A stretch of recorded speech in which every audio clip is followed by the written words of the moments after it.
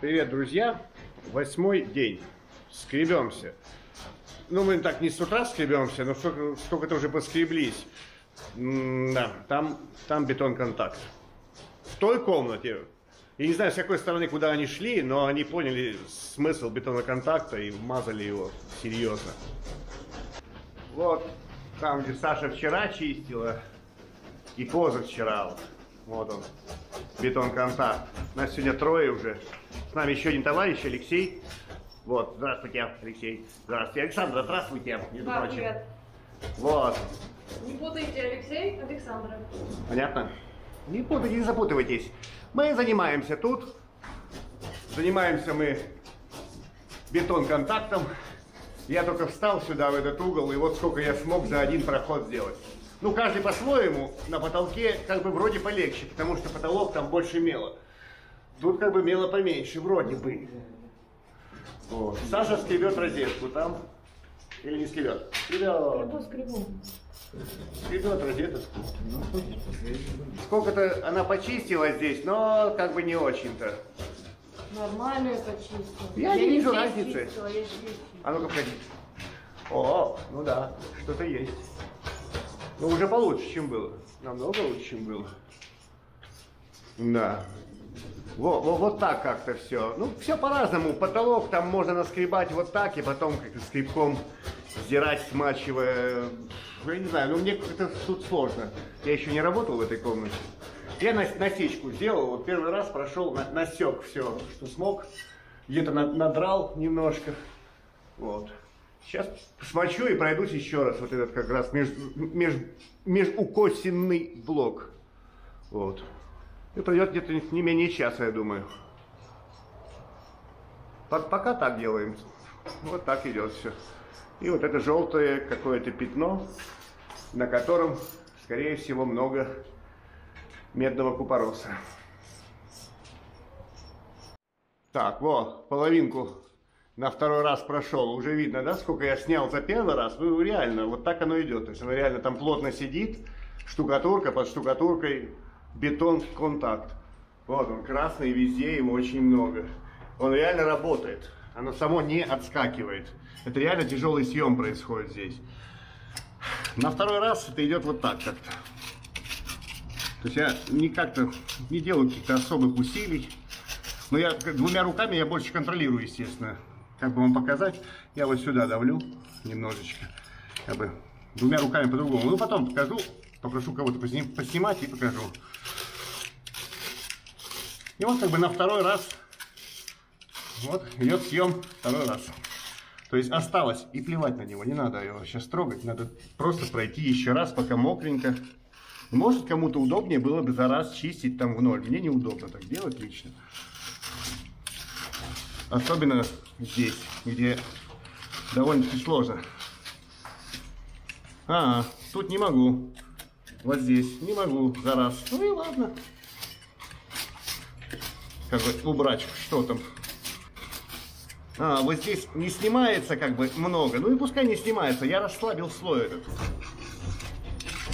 Аккуратно запуская лезвие, можно ничего не повредить, а красочку снять. Вот так. По чуть-чуть, аккуратно. Двумя руками это делать аккуратнее получается. Вот так.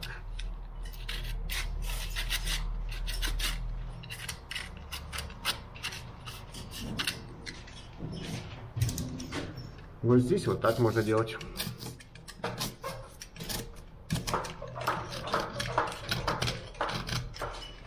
И здесь тоже так же.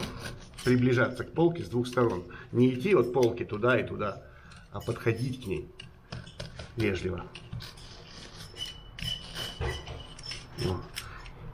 И в следующий раз ее можно будет уже аккуратненько поддеть. И освободить саму полочку. Домой. Пора домой. Но перед тем, как уйти домой, чтобы сегодня хоть было какое-то наполнение, да, для ролика, контент, вот часть почистил, это только до мела мы дошли. И покажу здесь, как идет, собственно, сама работа. Здесь. Ты тут снимай, ты там не снимай, тут снимай. Иди сюда. Иди я покажу. Так, ну что?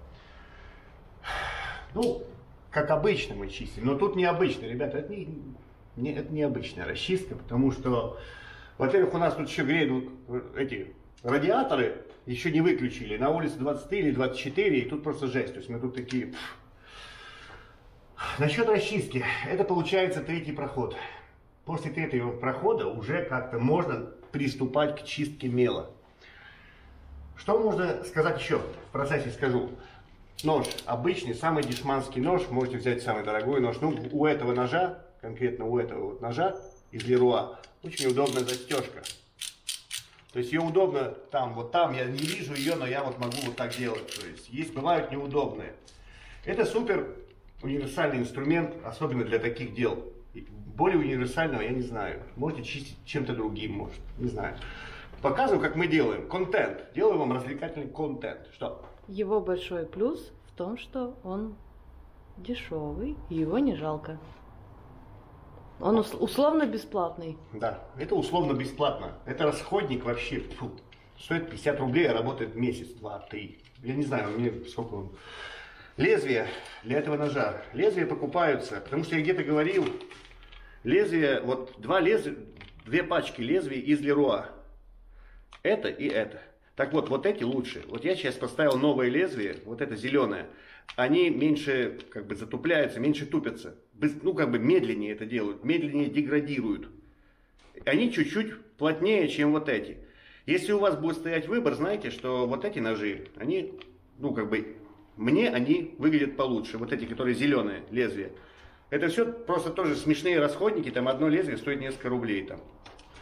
Поехали, наконец-то. Давайте. То есть мы сейчас за третий раз только доходим до мела. Что я снимал и говорил, что мне неудобно одной рукой, потому что двумя руками я могу работать вот так. Ты можешь показать лезвие так? Видите, что я могу с ним делать? Приложи на белое. Вот так. Видите, что я вообще с ним сделал? Вот так, снизу. Нет, ты с другой стороны. Встань. Вот на полную я его вытащил. Видите? Вот. То есть я сейчас полностью могу огибать ее. Давай наоборот. Что вытворяет, а? Да. Тут такое начинается вообще кое-что. То есть вот. Я его изогнул. Можно здесь прямо поработать, да? Мы не режем. Бывает, что зарежешь. Конечно, да. Конечно, где-то шлепнешь, потому что краска напрямую, прям напрямую. Бывает, зарежешь. Но бывает, что и не зарежешь. Бывает, что вот так делаешь. То есть я вот так. Как японские мастера. Мне сказали, куда нам до этих японских мастеров, столяров. Но здесь мы можем действовать вот так.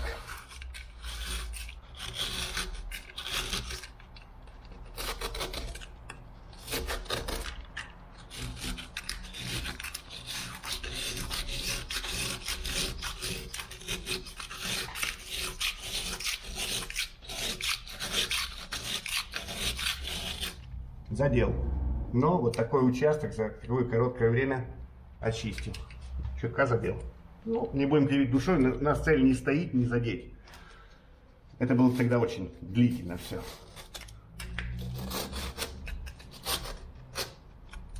Угу. Касательно таких моментов. Это про технологичность работы смесями. И вообще материалами, да? Эти товарищи не жалели сюда бетон-контакт. Это реально бетон-контакт. Но они покрывали им сухой мел. Обеспыливание. Вот момент, который связан с обеспыливанием. То есть, если у нас много пыли, и мы не обеспыливаем, и закидываем так грунтовку, еще что-нибудь, вот оно так и будет держаться. То есть, в принципе, оно тут держится довольно слабо. То есть, я не прилагаю усилий, чтобы его оттуда удалить.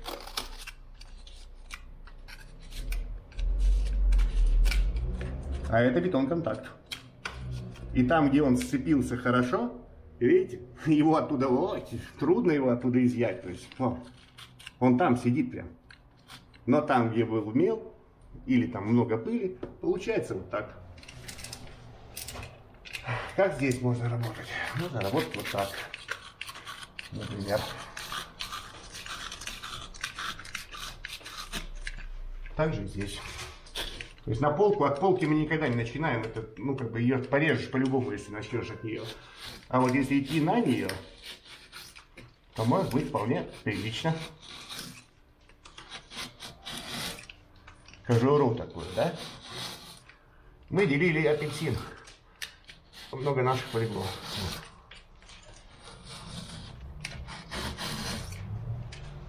Ага. Сюда можем теперь чуть-чуть.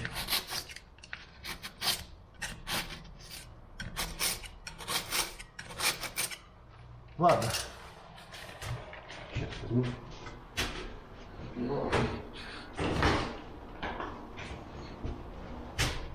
Золотое перо. Перо, золотиночка. Понятное дело, перо это нож обычный. Он уже сточился, он был таким длинным и со всех сторон заточен. Делается это вот так, пером.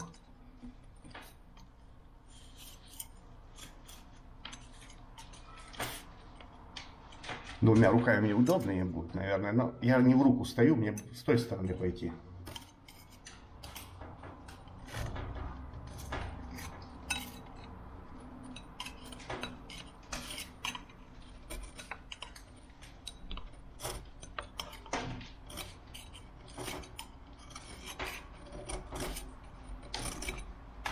Вот так вот.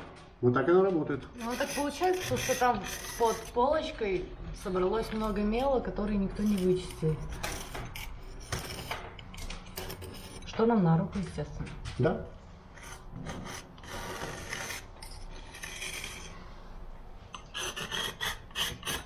И вот только теперь мел. Это только теперь можно начинать уже следующим проходом или прямо сейчас начинать чем-то там скрести вот этот мел. Можно там цикли, например.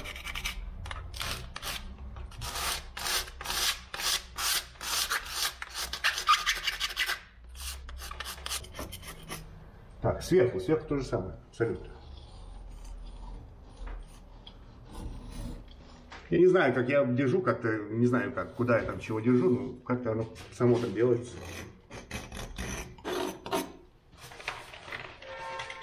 В эту сторону можем делать так же. Я не дорезаю до внутреннего угла. Чуть-чуть не дохожу.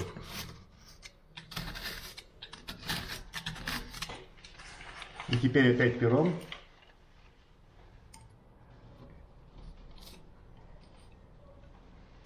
Забавно, мы не сговаривались, а я все точно так же делала. Оно само просится просто. Делай меня так. Оно так и говорит, делай меня так, чувак. Делай меня только так. Потому что оно как бы удобно. Все, я дальше не смачивал, оно уже не будет идти. Будет.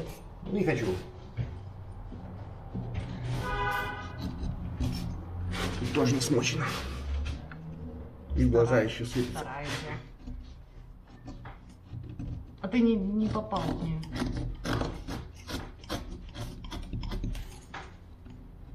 Тут как-то полка. Вот оно. Вот, там под ней трещина.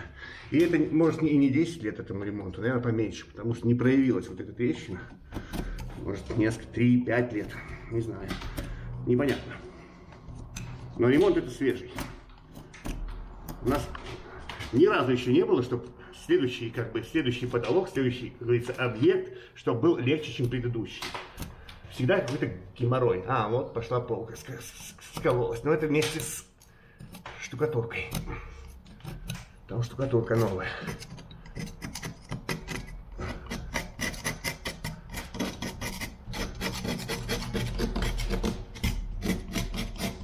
И вот на этом где-то этапе можно было бы уже пройти вот так, и в следующий раз уже прям досконально, начисто уже все вычищать почти в ноль. Ну, собственно, так и делал.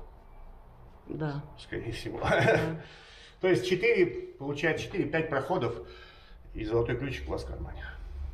Вот. Как-то так.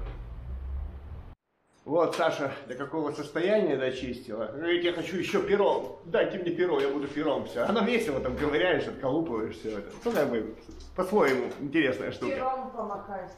Пером, да. Вот. Утоплена розетка, да, мы говорили об этом, что эта розетка, она как бы в потолке. Видите? Она в потолке.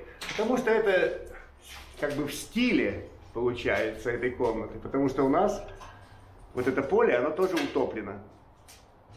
Видите, как идет? То есть потолок на одном уровне с полочкой, которая начинает формировать, собственно, саму падугу. И розетка это повторяет. Понятно? Вот как. Вот так. На самом деле это все очень красиво и прикольно придумано.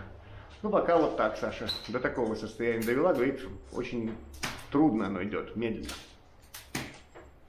Так что вот так закончился наш, какой там получается, я уже забыл, какой день, какой-то закончился. Не очень-то продуктивно, но оно тут быстро совершенно не идет. И слава богу, что хоть так идет. Спасибо и на этом. Всего доброго. До свидания. Пока-пока.